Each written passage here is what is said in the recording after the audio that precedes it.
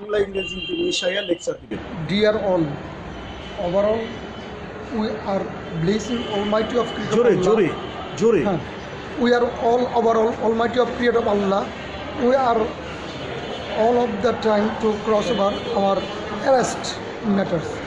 As an advocate, I think that আমি মনে করি যে যখন when a police arrested one person, যখন একজন অ্যারেস্ট করে একজন ব্যক্তিকে, that person are not to knowledge capable this matter, সেই ব্যক্তির অ্যাকিউজ পিটিশনার কোনো মানে জানে না what's happened and what time to go থানা from court, that time that's matters as a related concerned Thana understanding this matter when reaches court.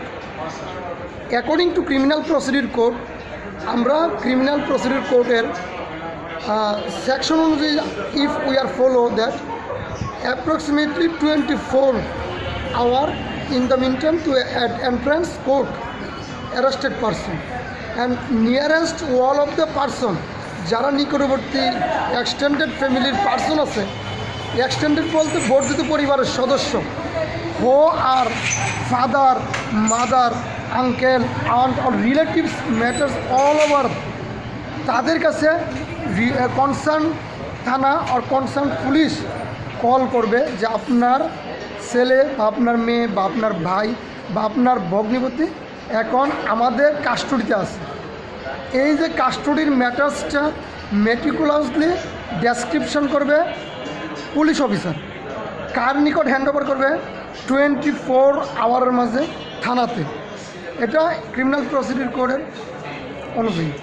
সুতরাং we are thinking that police unofficially not to another matters to collect and they are not to any of the torturing and if necessary as if necessary any of the remand, যদি accuse petitioner seems to be concern officer মনে করে যে তার রিমান্ডের remand প্রয়োজন এবং many kind of যে investigation যে ইনকোয়ারি ম্যাটার্স আছে সেটা আরও এনফোর্স করার দরকার, আরও অ্যাকোমোডেট করার দরকার এবং এক্সটেন্ডেড করার দরকার, so that such type of যে ম্যাটার্সগুলো সে ইনক্লুড করবে। পুলিশ অফিসারের দায়িত্ব হচ্ছে সঠিকভাবে তাকে থানায় নেওয়া, থানায় নিয়ে তারপরে ইন্টারোগেট করা। কিন্তু আমাদের একটা কনসার্ন ম্যাটার্স আছে যে নিম্ন আদালতে যখন একটা অ্যারেস্ট হয় দ্যাট টাইম সেই অ্যাকিউজ পিটিশনারকে টর্চারিং করবে পুলিশ, কিন্তু according to law and constitutional law are not to provide this matter. সেখানে কি ডেসক্রিপশন আছে? সেখানে ডেসক্রিপশন আছে যে আসামিকে প্রহরায় কাস্টডিতে টর্চারিং করা যাবে না। এটা অ্যাকর্ডিং টু হাইকোর্ট ডিভিশনের ভ্যারাইটিস কাইন্ড অফ ডিসিশন আছে। সেই ডিসিশন কী আছে যে তাকে উচ্চ আদালতের নির্দেশে বিভিন্ন কোয়েশ্চেন করা, যাকে আমরা বলা হয় remand. According to 167 criminal procedure code অনুযায়ী রুলস অ্যান্ড রেজুলেশন ফলো করে আমরা রিমান্ড করি। তারপরে আমরা সেই রিমান্ডটাকে কী করে আবার ব্যাক করে আমরা থানার বিফোর অনারেবল কোর্টে আমরা প্রেজেন্ট করি। অ্যাকিউজ পিটিশনার আন্ডারস্ট্যান্ডিং করতে পারে এবং সে যদি all in all matters accuse হিসেবে সে ডেসক্রিপশন করে কোর্টের কাছে অথবা হ্যান্ডওভার করে তার অপিনিয়ন, তাহলে কোর্ট সেটাকে মূল্যায়ন করে এবং এভিডেন্স অ্যাক্টের 114 ধারায় সেটাকে আবার একটা সুবিধা বুক করতে পারে। I think that all overall যে আমাদের অ্যারেস্টেড পার্সনের ক্ষেত্রে আরও কিছু ডেসক্রিপশন আছে, সেটা হচ্ছে যে পুলিশ ইচ্ছে করলে উইলিংলি সে তাকে টর্চারিং করতে পারে না।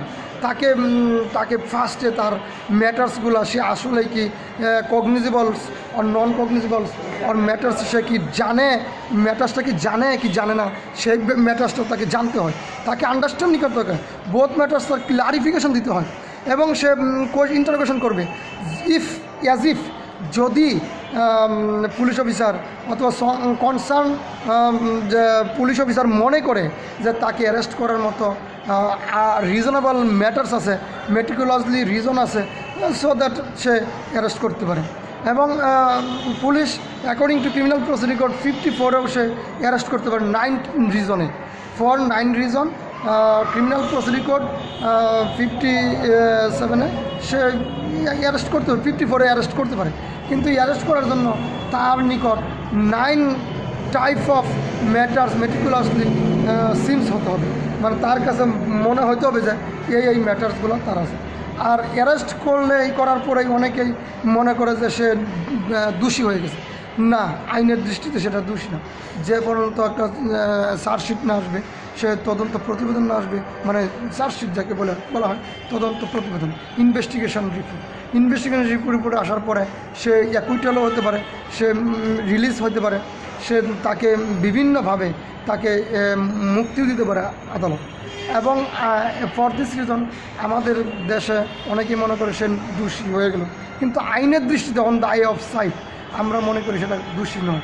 এবং সে যদি দোষী হয়, চার্জশিটের পরে তার বিরুদ্ধে বিভিন্ন ধরনের আইনি কার্যক্রম প্রসিডিং থাকে।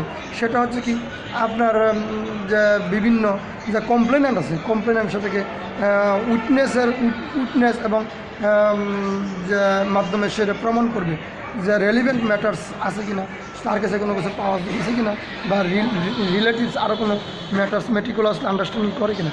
আমরা মনে করি যে তারপরে এইভাবে ইনভেস্টিগেশন অফিসার, তারপরে এই রেকর্ড অফিসার এবং ভ্যারাইটিস কাইন্ড অফিসার হয়েন ডিরেক্টলি ম্যাটার্সটা কনক্লুডেড পর্যায়ে নিয়ে যাবে, তখন অনারেবল কোর্ট, অনারেবল জাজেস থিঙ্কিং ম্যাটার্স তার মেটিকুলাসলি আন্ডারস্ট্যান্ডিং করবে হোয়াটস রাইট হোয়াটস রং।